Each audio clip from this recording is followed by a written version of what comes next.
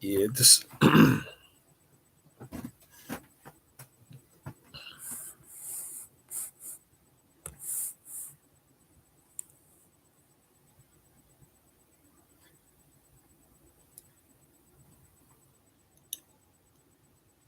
yeah, this is gonna be a hard topic to speak on, but some things need to be said. Excuse me. That the feds are behind all of these mass shootings.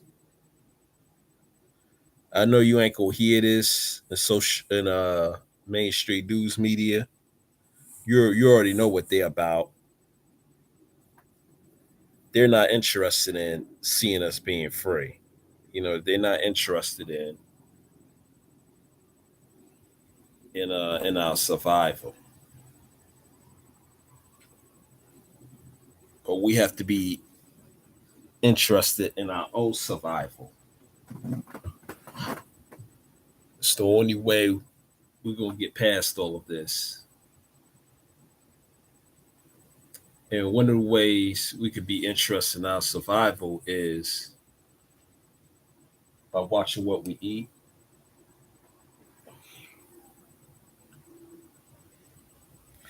keeping toxic people out our lives, strapping up.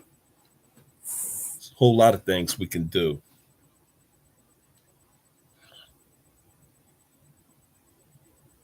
Oh yeah, anybody who comes in, feel free to hit the like button.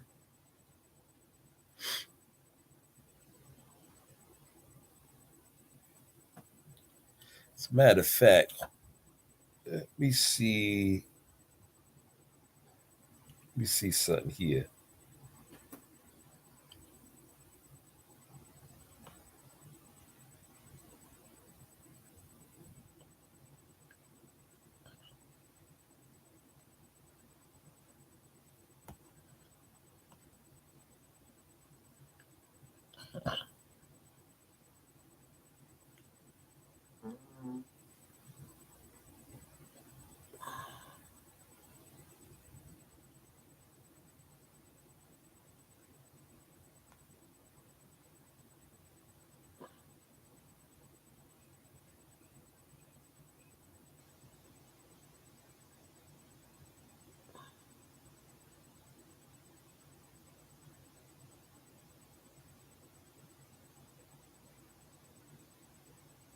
So just like past incidents similar to the Uvalde, Texas elementary school massacre, there have been, in this case as well, new updates and revisions to the facts. So we'd like to tell you what's come to light so far since last we addressed this issue. Yesterday, Texas officials said all victims had been identified and their families notified. One 10-year-old girl is in serious condition and two others are in good condition. The shooter's grandmother is reportedly in serious condition after being shot in the head. Texas Director of Public Safety also confirmed that there was indeed a police officer on campus at Robb Elementary who exchanged gunfire with Salvador Ramos. That is when the shooter ran inside the school, barricaded himself in a class, and began firing. While the tragedy has sparked a raw renewal over gun reform, questions of police competence have also arisen after more facts have come to light. NBC News correspondent Tom Winter tweeted, quote, "For the second time, it appears the information initially provided by Texas law enforcement officials was wrong. The shooter was not stopped by the first officer that encountered him. He wasn't pinned down, but rather appears to have locked himself in a classroom." According to AP News, the shooter went in a classroom and locked the door. Police on scene actually left him there. When Border Patrol showed up, they couldn't break down the door, and after about 40 minutes to an hour, they got a member of the school staff to unlock it with a key. Senior reporter at Vice News, Tess Owens, wrote about the discrepancies in the timeline given by officials, and she joins us now to discuss the timeline further. Welcome, Tess, to the show. Thank you so much for having me. So, Tess, we saw some shocking images and accounts of parents being stopped by the police, from being kept from saving their own children, going as far as pinning some parents to the ground. The AP reports that parents and onlookers at the scene urged police to actually do something and breach the building during that full 40-minute killing spree. But according to the report, officers didn't go in. We have a pretty long clip of the timeline given by Congressman Gonzalez to Jake Tapper. Let's watch that and get your reaction on the other side. Pinned down. So I have two questions about this, and maybe you can clear this up. How was the gunman able to get into the school if the resource officer had engaged with him, but no gunfire was exchanged? How did he get in? Yeah, so it started at his home. You know, he tragically shoots his grandmother, and then he gets in a vehicle and he drives to the school. It's less than a mile away, so it's really right around the corner. And as he comes to the school, he wrecks. He kind of goes into this ditch, and it's when he got into that ditch is when law enforcement was called and engaged. You know, so that's part of the initial contact. There was no firing that I understand. He actually enters through the back of one of the buildings, through the teacher parking lot, if you will. He immediately enters one room, and then essentially that's when the police, the law enforcement officer, because it's not just police officers, it's sheriffs, it's border patrol agents. I mean, everybody came together. People are not even in this county, and they basically cornered him into one room. There are hundreds of children in that school. Part of the story, there's a lieutenant named Javier Martinez engages this assailant. He takes fire. He actually was wounded. You know, it's tragic to see so many children be murdered, but this could have been a whole lot worse. People like Javier Martinez and Chief Arredondo, they saved hundreds of lives. So that's where you see him get pinned in. Well, he was pinned, but just to be clear, he's pinned down or pinned in a classroom where he was slaughtering kids, right? I mean, is that what you mean by pinned down? I understand that he went in that classroom and he begins to fire. He begins to murder people, starting with that wonderful teacher that was defending her students, and he doesn't stop. Police officer actually engages him. Javier Martinez engages him. He kind of takes fire through the door, and then it stops, and he barricades himself in. That's where there's kind of a lull in the action. All of it, I understand, lasted about an hour, but this is where there's kind of a 30-minute lull. They feel as if they got him barricaded in. The rest of the students in the school are now leaving. You know, they're trying to get people out to safety, and this assailant is barricaded in. It's moments later or minutes later when they breach it, and then ultimately a Border Patrol agent is the one that neutralizes this assailant. All right. It still seems like a lot of time that the police were outside the classroom and the shooter was inside the classroom where there were kids. Okay, there's a lot there that people are going to be frustrated by. What does it mean to engage someone? It seems like a careful avoidance of the word, shot at. We've discovered that the person was not wearing the protective gear that he was initially represented as having worn.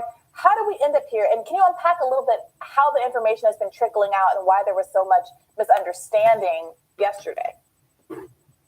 So the timeline is all over the place, and they cannot seem to get their story straight of what happened. I started out yesterday trying to just sort of build a simple timeline of, the facts of the time that he arrived at school, the time that he quote engaged with a particular officer. The version of events that I had understood it yesterday following the press conference was that 11:20. He texted the girl that morning saying that he was going to kill his grandmother. 11:20, he texted that girl saying that he had shot his grandmother in the head and that he was going to shoot up an elementary school.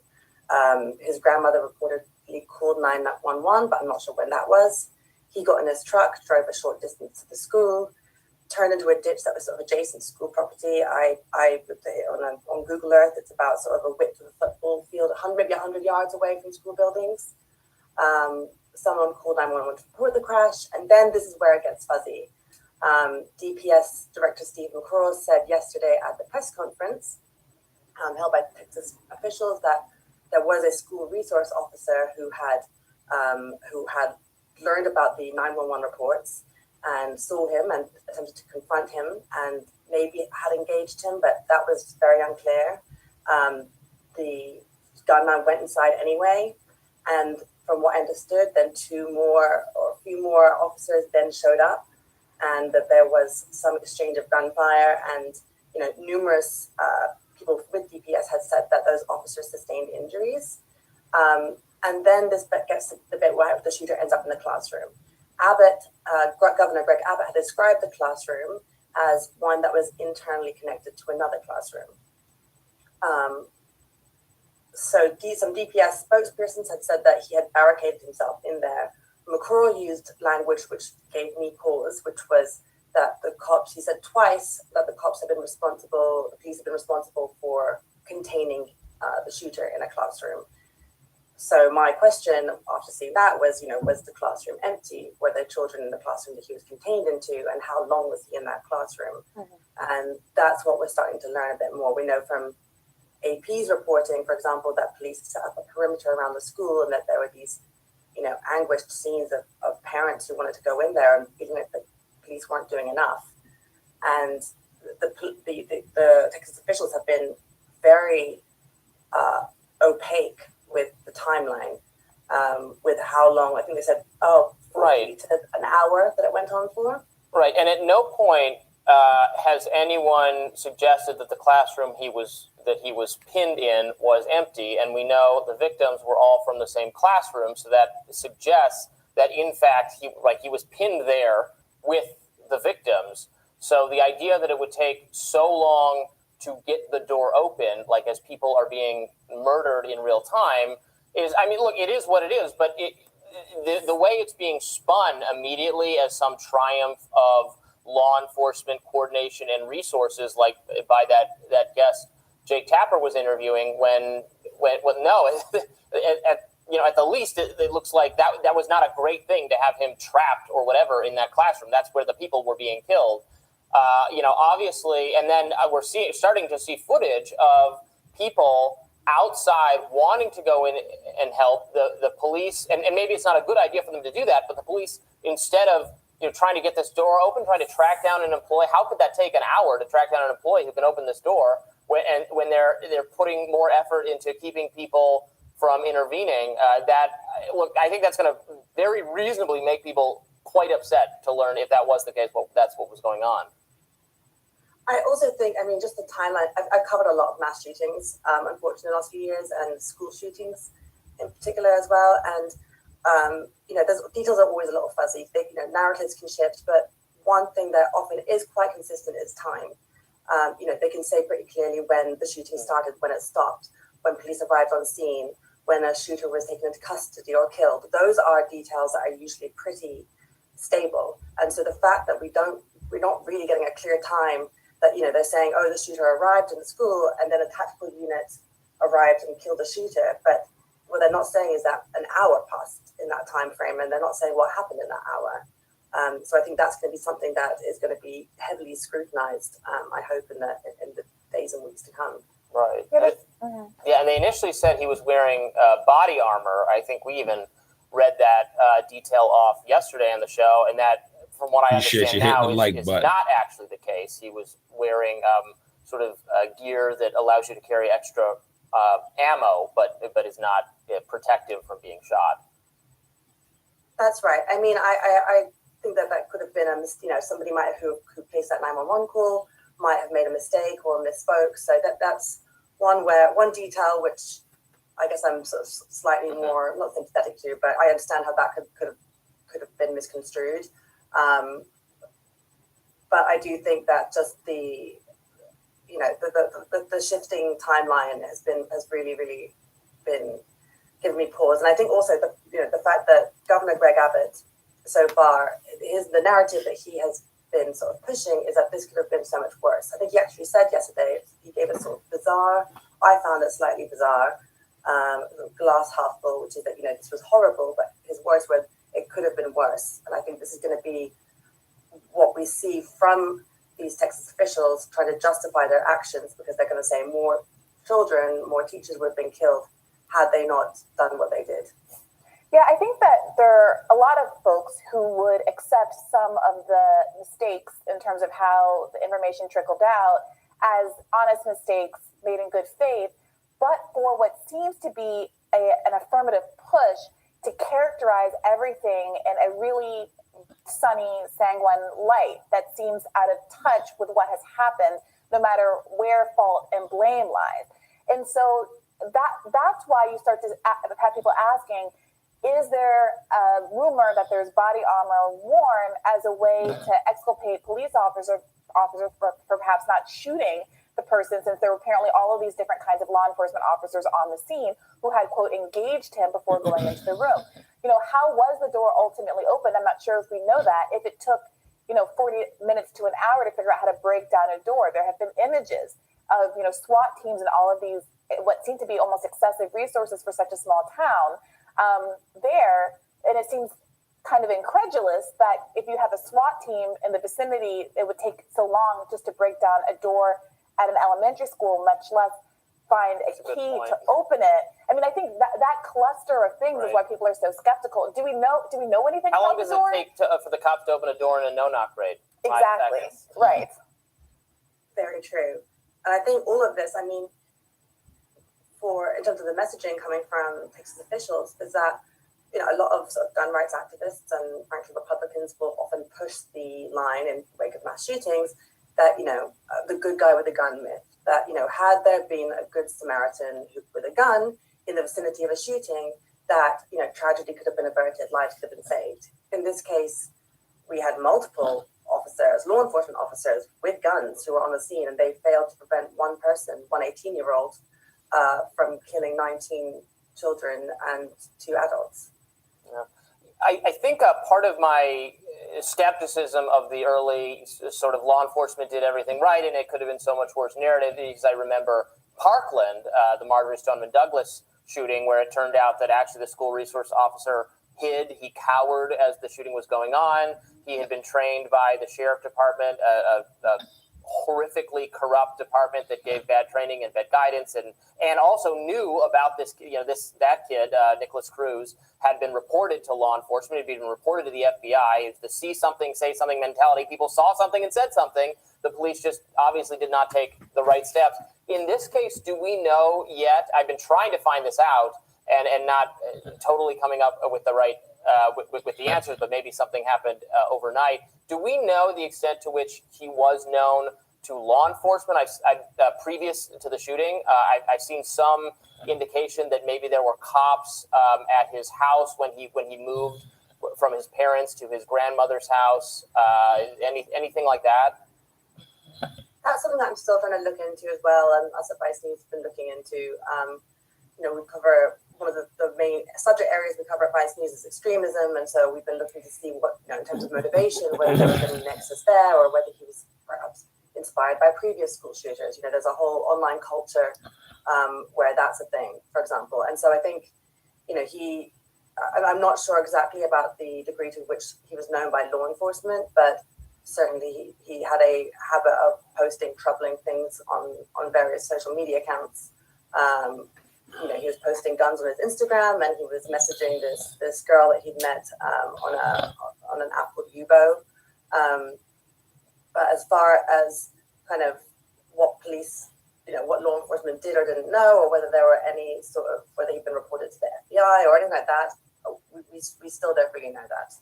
You mentioned that there was a call by the grandmother, the 911 call. What do we know about that, the content of the call, or what, if anything, the response was from law enforcement? That was something that I learned yesterday afternoon. I was trying to piece together again the timeline, and when those first calls came in, it's not entirely clear. Initially, they said that the first calls came in at 11:20 a.m., reporting that he'd crashed his car into a ditch. But then I think it was the Washington Post who reported on these messages that he had exchanged with this young woman in Germany, where he had just said that where he'd written to her at 11:20, I just shot my grandmother and I'm going to go shoot up an elementary school. So there's a little bit of a timeline discrepancy. It's possible that maybe the 11:20 calls came from the grandmother. Again, these are more sort of just fuzzy details.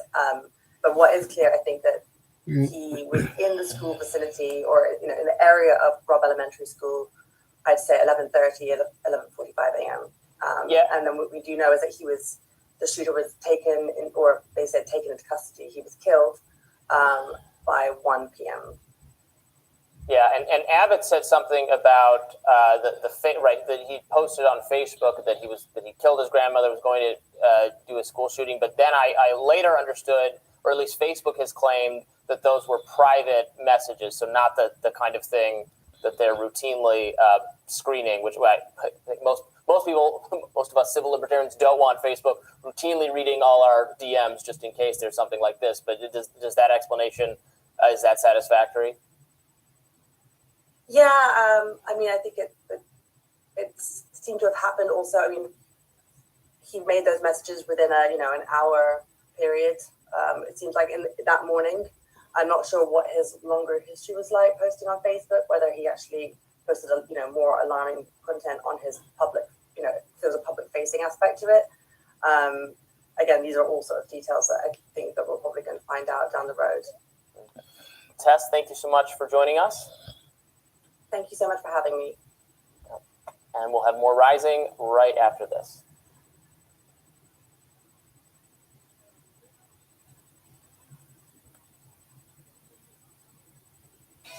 Brianna, what's on your radar?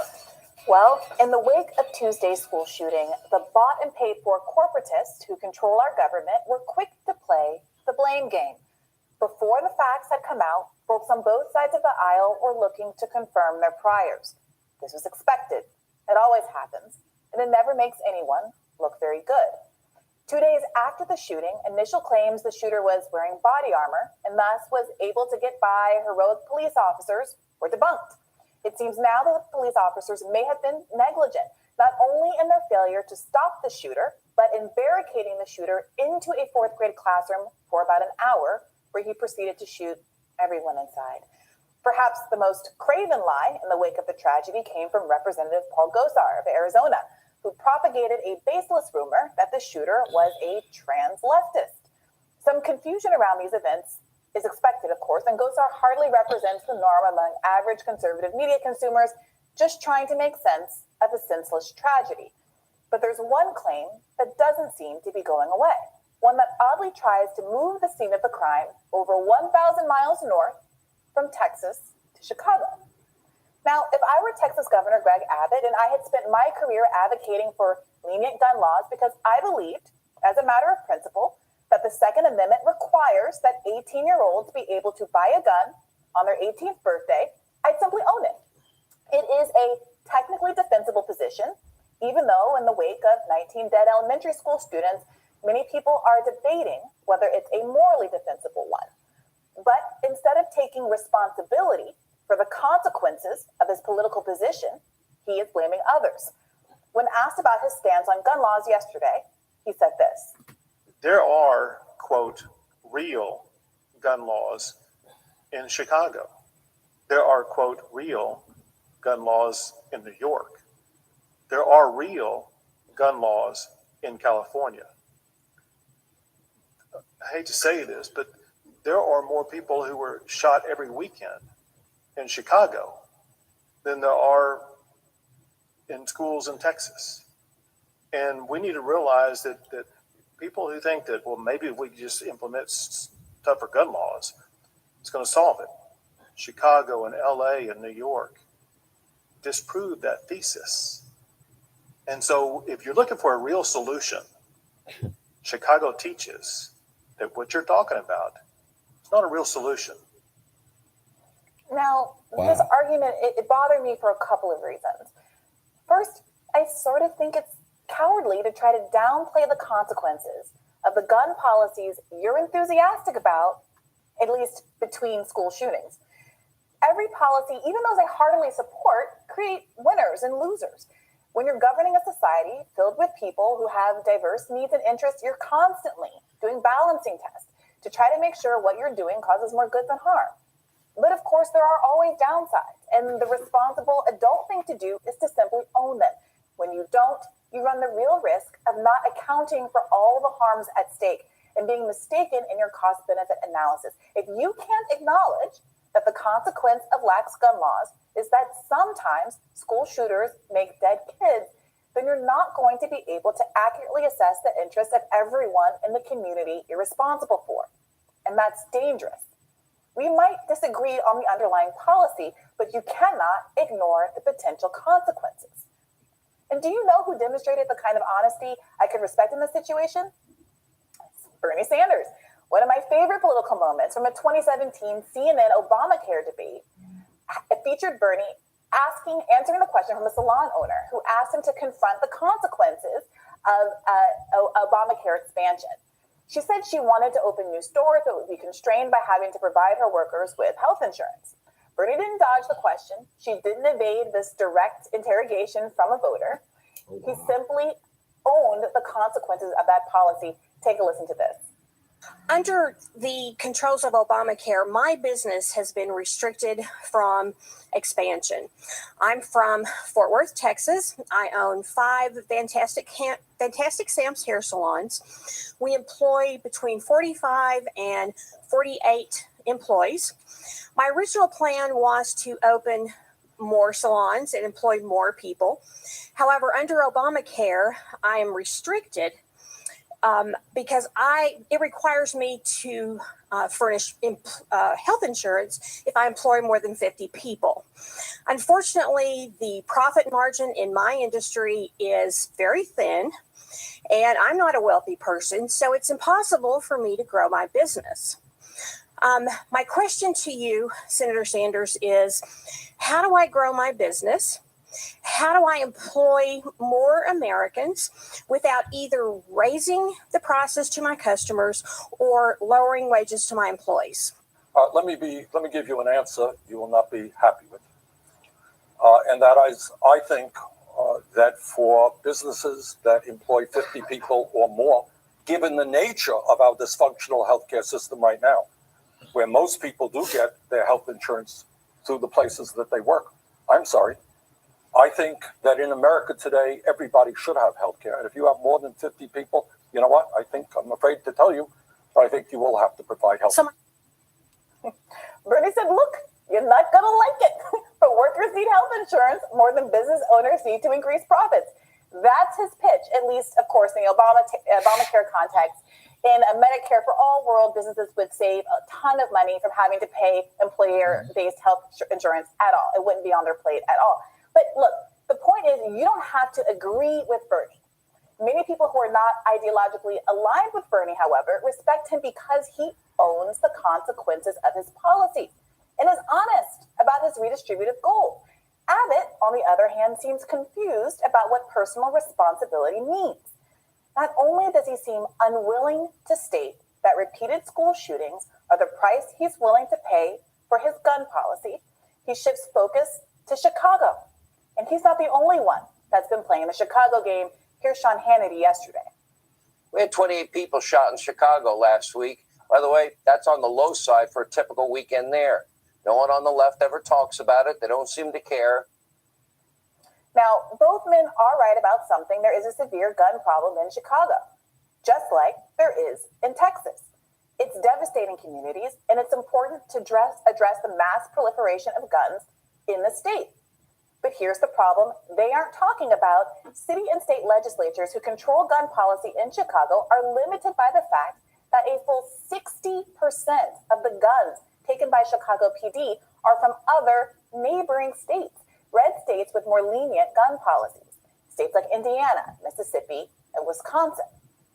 Look, I want to be really clear that this blame game is gross in its entirety. I don't want to be doing this. It doesn't help us solve the problem of these horrific school shootings, but the lies being spread by Abbott and other corporate politicos disguise the serious flaws in a state-by-state approach to issues like gun violence.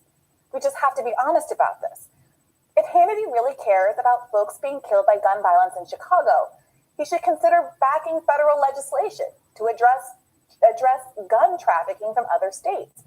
He might also reserve some critique for 8 out of 10 of the deadliest cities in America for gun violence that are, in fact, red states. In fact, so many of the guns that end up in the hands of gang members and felons in Chicago come from one particular Indiana gun store 10 miles from the Chicago border that the city of Chicago sued it, alleging that it ignored suspicious behavior like large volume purchases, cash payments, and staggered visits that are done to avoid multiple sale reporting requirements. So whatever you think of that lawsuit or Chicago gun laws, it is dishonest to ignore the red state roots of much of Chicago's gun problem while opportunistically using Chicago to deflect from the murdered children in your own state. Doing so is not going to help us collaboratively solve the problem. To do that, we have to be honest about the consequences of our actions. Now, one last thing about Abbott's statement, he argued that tougher laws like the ones in Chicago wouldn't solve the problem. And I've explained why it's not clear that that's even true. Porous state borders muddy the waters. But even if he were right, I struggle to see how this isn't an argument against almost any law. What if I told someone concerned about illegal border crossings that there was no point passing tougher immigration legislation because desperate people were going to cross the border anyway? Would Abbott accept that logic?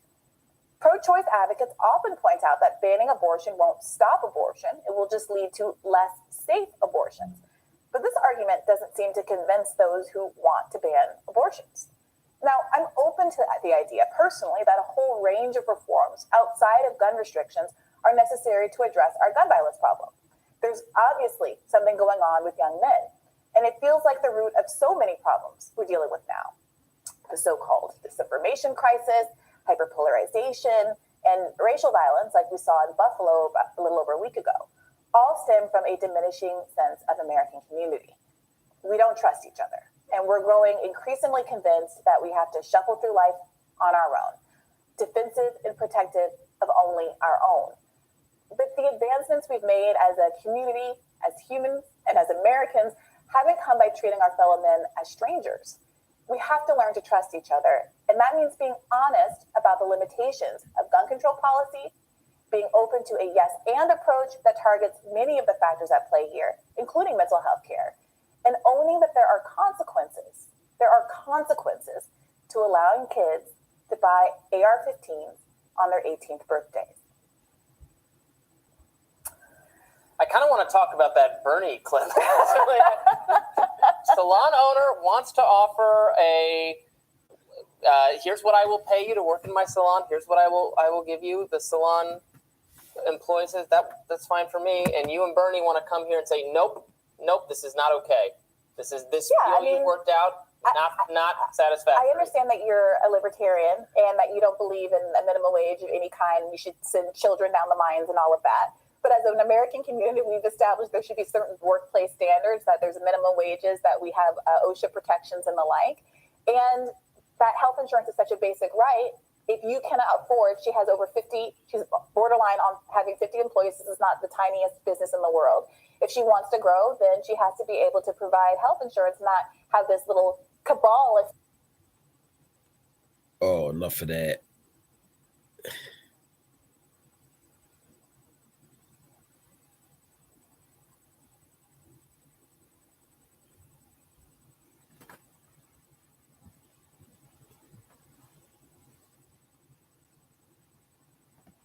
Well, nobody's not saying, this is all just word salad that you're listening to with these different reports,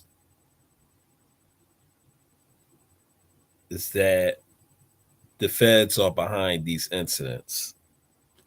So all this stuff about gun control is a bunch of nonsense. They have even said that even in Chicago, where there's gun control, people are still shooting each other. So who else would be behind a lot of your Chicago shootings than the feds?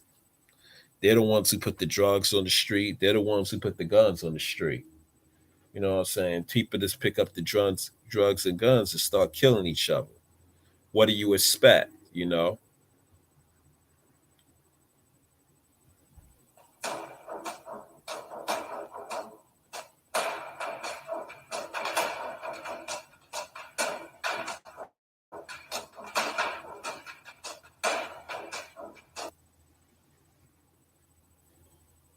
Alvin, William, okay, Melanated Brown, I see you, Eric, Educator, Curly Girl, Sweet Great Mom, K. Sampson, Trisha, Robin, Ryan, Mika, Jacqueline, Jude, TJ, Rachel, okay, Ms. Bless, I see you, G. Curry, Nita Semites World, the Marcus, World Girl, Midnight Green, Silent D is in the house, Just Biz and Carla. Shout out to everyone in the chat and everyone tuned into the feed. All right? Make sure you come in. Hey, Mark Ayers from the UK. I see you. Okay, so as you're coming in, feel free to go ahead and subscribe to the channel if you haven't done so already, and you enjoy the commentary. Be sure to follow me on Instagram at Queen Amadash Shakur. Make sure you also follow the Queen Amadash Shakur. And follow me on Twitter at Q27. Hello, Mr. Mystical Black Ram. Okay, so let's talk about President Obama. Well, they went in on him. Yes, they did. Let's talk about it because clearly they were pressed and stressed because Obama mentioned George Floyd during the mentioning of the Texas shooting. So let's talk about it. They had a lot to say. Let's talk about it. Everyone get those likes up. Please like and share. Subscribe to the channel if you haven't done so already. Okay, here we go. Obama slammed as tone deaf for daring to link Uvalde massacre to George. Yeah, they went in. So I'm going to tell you some of the comments that people posted about it also. Okay, so as we grieve the children of Uvalde today, we should take time to recognize 2 years have passed. 2 years have passed since the murder of George Floyd under the knee of a police officer. His killing was with us all today, or stays with us all today, especially those who loved him. Now that's what Obama said. He said, as we're grieving the children in Uvalde who were killed, we should also remember that it's been 2 years since George Floyd died under the knee of an officer. His memory stays with us till today, especially those who love him. That's what he said. But they got mad. I want you to pay attention. And so Seth Dillon, the CEO of the right-wing news publication named The Babylon Bee, tweeted sarcastically and said, it sucks. Those kids died, but remember George Floyd? He's who I'm still thinking about, Barack Obama. What do y'all have to say about that? Mommy said, how dare he? G. Perry said they needed. Okay. So you all think they should be mad because he mentioned George Floyd? Is that what y'all think? I'm reading his comments. I'm going through here. Janine said, I love a good Obama takedown.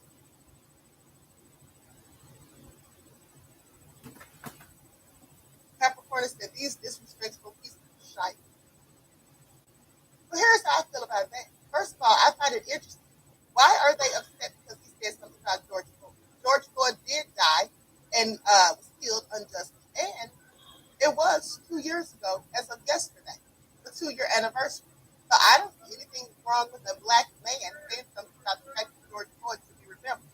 And they said a host of other nasty things, which I'll get into there.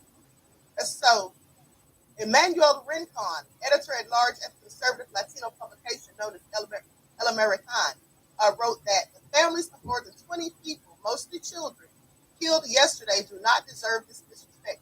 How is it disrespect? You know what is disrespectful to me? Is when they think that black people are supposed to have so much sympathy and empathy for them and others, but not for our own black people.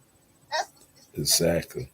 Okay? Now, I'm sorry those kids died, but I'm just as sorry that George Floyd died. I don't care what they said, what they think. George Floyd is black.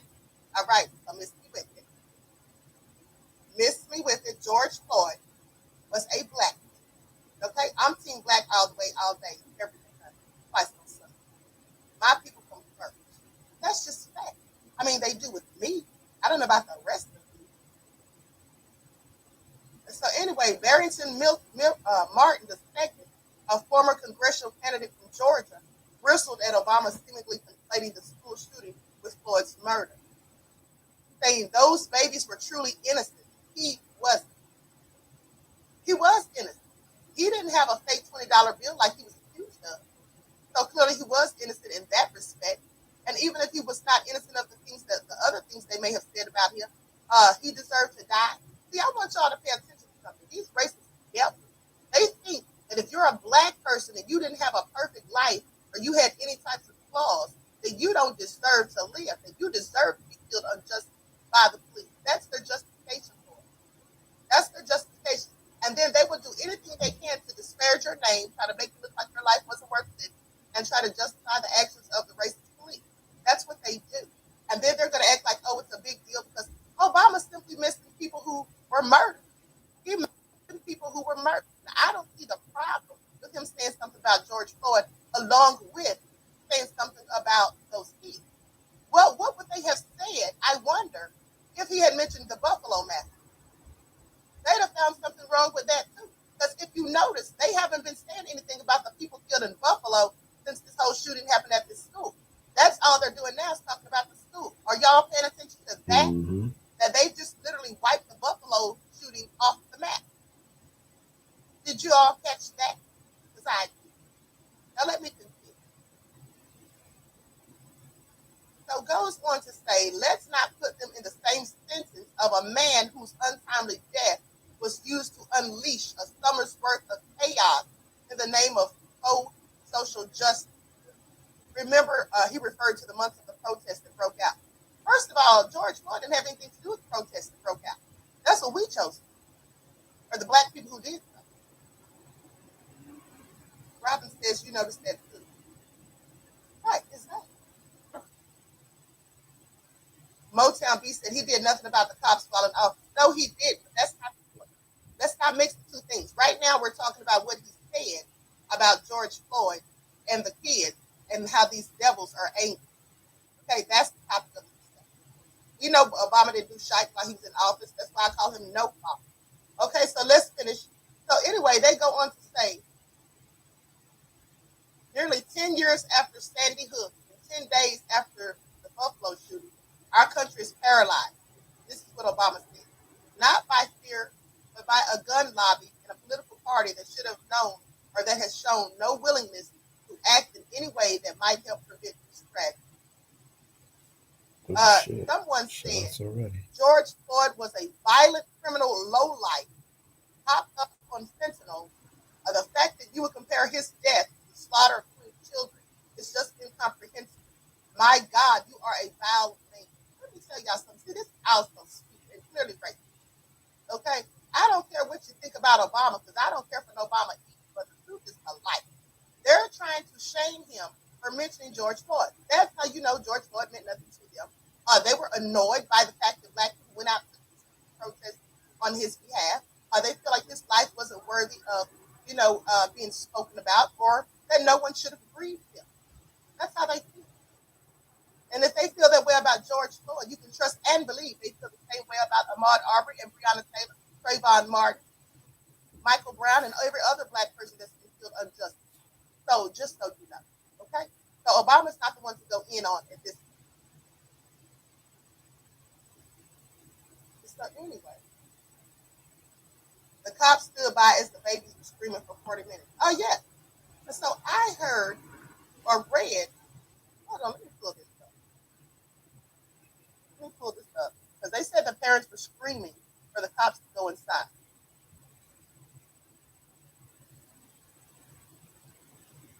Lights up, everyone, lights up.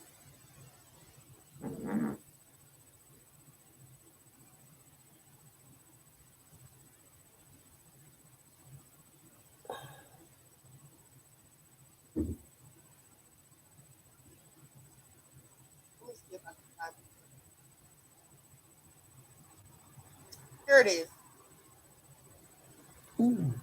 Here it is. This was reported 2 hours ago. Distressing videos show parents begging cops to stop Texas school shooting.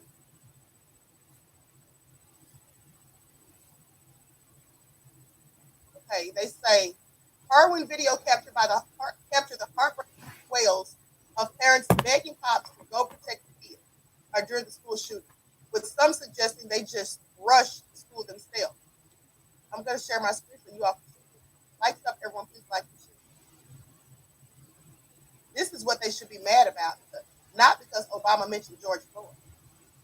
Okay, this is what they should be mad about. All I'm saying. Devils love to paint and change narrative.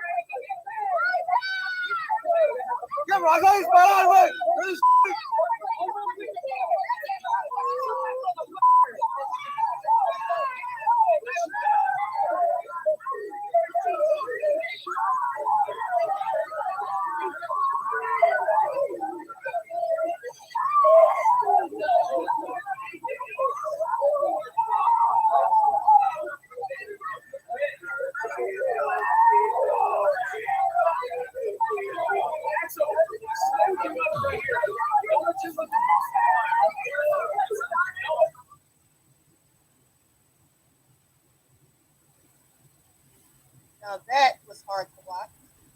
So here's my thing. They were talking about how the cops just rushed there and did the job and all of that. But there they were standing outside. And the parents had to beg them to go in. So they go on to say, the live stream footage captured the unbearable anguish as parents rushed to Robb Elementary School involved where deranged gunman Salvador Ramos, 18, was inside for up to an hour as he killed 19 students. What are you doing? Get inside that building, a person yelled at one of the clips, screaming at the top. Protect kids. Go protect kids. Ramos broke into the school despite being confronted outside by an officer who did not open fire. Wait a minute. Stop. You mean to tell me that thug who went in there and murdered those kids and teachers, he was stopped outside? He was confronted outside by an officer? Are y'all hearing this? There was a whole officer outside that confronted him, but the officer did not open fire. Now I'm gonna need somebody to make that make sense. Say what now? The officer didn't open fire. So he didn't see him trying to get in the building with guns. Of course he did. He confronted him outside. No wonder the people were yelling, go protect the kids. Wow. They got all this smoke for unarmed people. Please tell me. The officer did not open fire. This was reported on Wednesday. He was inside for up to an hour as SWAT officers reportedly waited for a staff member to bring a key for the classroom he was barricaded.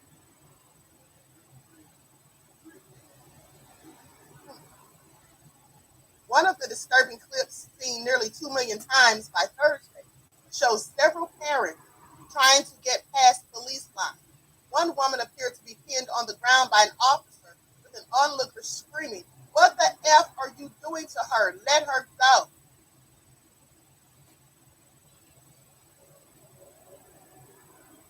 Another clip caught even more angry parents confronting officers standing around outside. The live stream is saying that it had already been an hour and they still can't get the kids all out.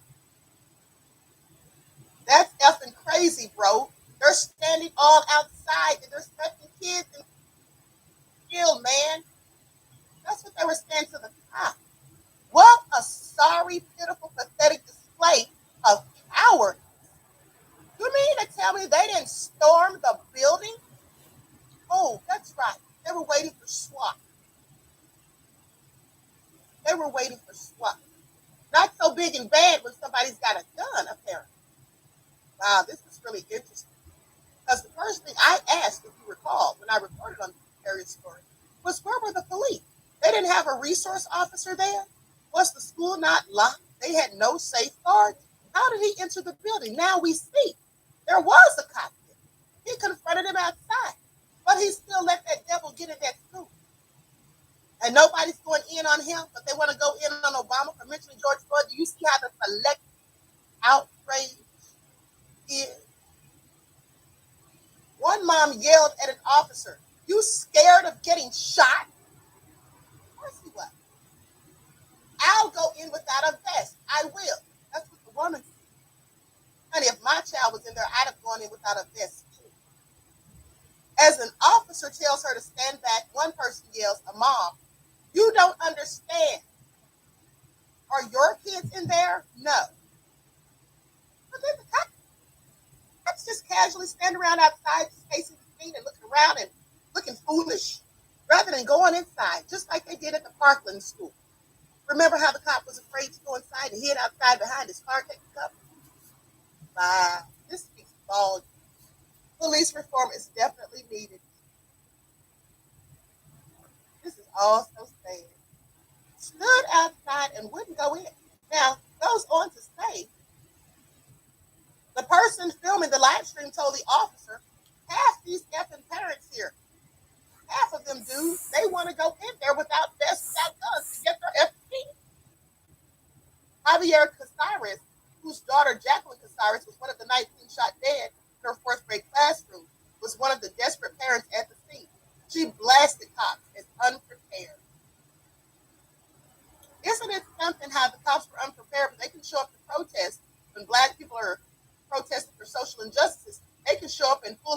war gear like they're going to Iraq. He recalled hearing gunfire and suggesting to others at the scene, let's just rush in because the cops aren't doing anything that they're supposed to. He also told the Washington Post, we didn't care.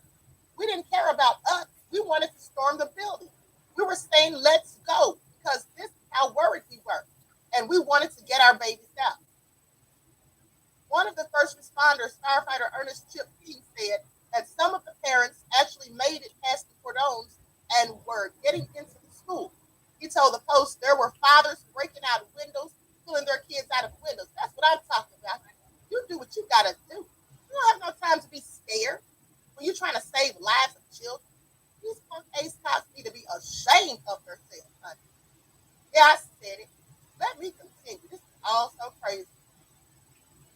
So, Juan Carranza, who's 24 years old, who saw the whole thing unfold from his house across the street from Rob's school, he recalled hearing women screaming at the cops, go in there, go in there.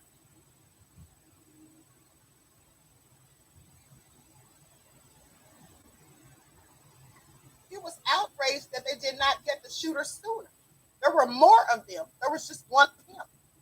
The first officer had confronted Ramos, who was carrying an AR-style rifle after he crashed his grandmother's truck outside the school and then ran towards the building around 11:30 a.m. on Tuesday. So here's my question. If this scary ace cop who was standing outside confronted him, how did he not shoot him? How did he not shoot him? Even if he had an AR-15, I don't care what he had. He had to have turned his back on the officer at some point to enter the building. He didn't shoot him in the back. He didn't give him one to the head. He just let him go on in there. But they knelt on George That tells you right there that the police don't be doing their jobs. They only got smoke for black people. Gunfire. See, this is how they. Ramos was able to get. This is how they only interested in taking us out. You know what I'm saying? When they don't shoot the white folks, only got smoke for us. You know what I'm saying? And yet they'll let these white mass shooters, these trained assassins, go in and kill us in our neighborhoods. Or because a lot of our people are not prepared for combat.